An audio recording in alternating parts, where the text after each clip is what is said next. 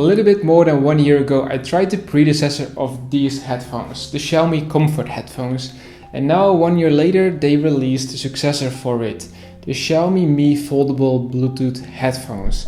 And it looks like they improved a lot, but don't expect a high-end headphones for this price, and you can find the current price in the video's description. Hey, what is up? My name is Martin and let's get started.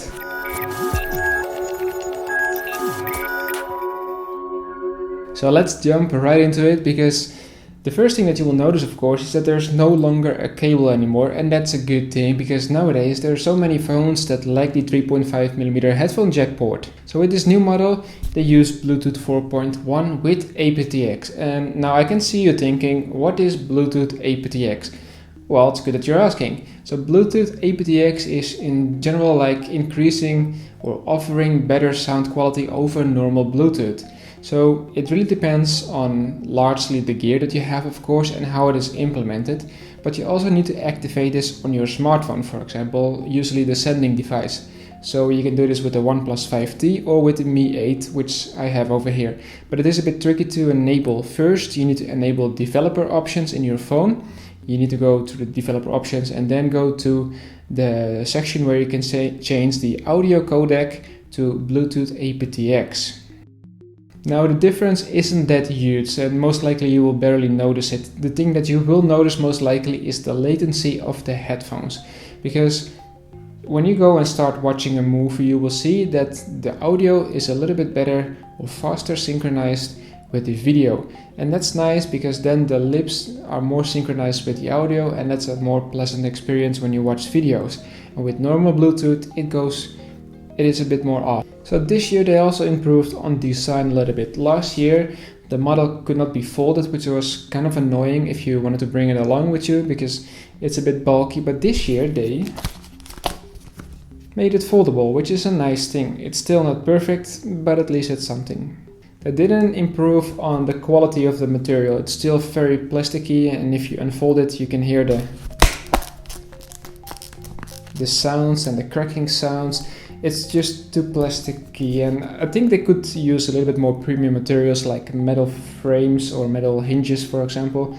And what I also miss is that on the inside here they don't provide any numbers, so it's not easy to see what kind of size you're usually wearing. And with the Bluetooth T5 that I have, it is easy because you can just set it on forehand. Okay, I'm number 3, let's put it on my head, and it's right away good. Now you just put it on your head and you're like, no, it's not equal. It's kind of a miss, you know. It's just super simple to engrave this on the inside of the frame, and then yeah.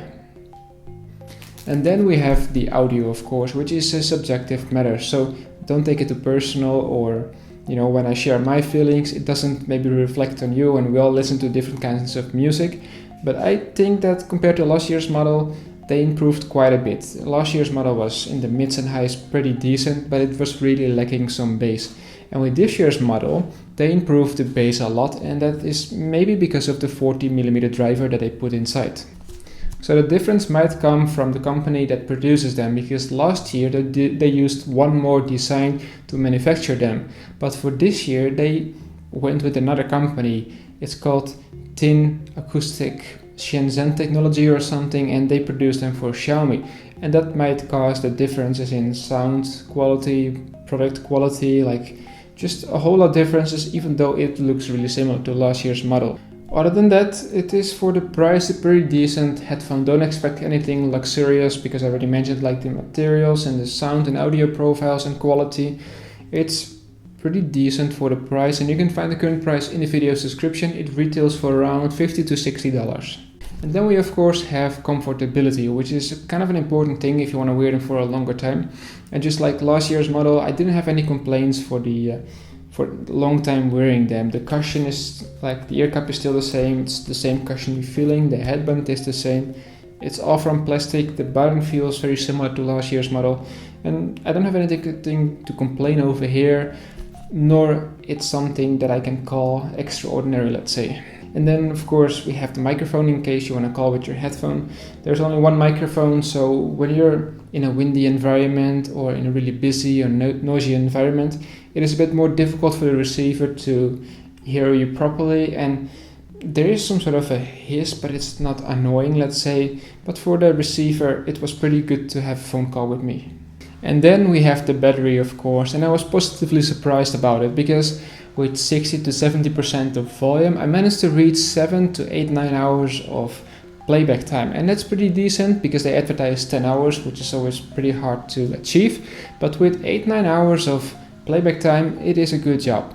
The only thing that I'm not satisfied about is that it takes nearly 2.5 hours to charge this 400 mAh battery, and that's due to the fact that they only accept, or the headphones only accept, a 5V 1A charger.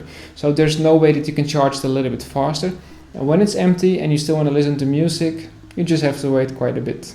Oh, before I forget, also don't forget that these headphones charge via the micro USB port, which is kind of last year's model, but then we're in 2018. Come on, just type C Xiaomi. It's not that expensive anymore. Now, last but not least, if you decide to purchase this headphone, you get it into this box, and on the front, of course, you see the product, and on the rear you have all the specifications. And I was kind of surprised to see that it's in English as well, and below it you have some sort of Qualcomm Aptx logo, so you know it's at least certified. And if you remove the top layer, you have the headphones themselves, and there's some sort of a plastic seal, so you at least know you got some brand new headphones.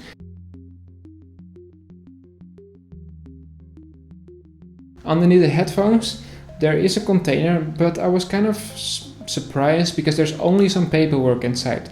In last year's model you also have a pouch and a charging cable, and now you don't get any of those, which was kind of weird because you expect those with some sort of a premium product like this. Even though the price is increased, expect a little bit more then.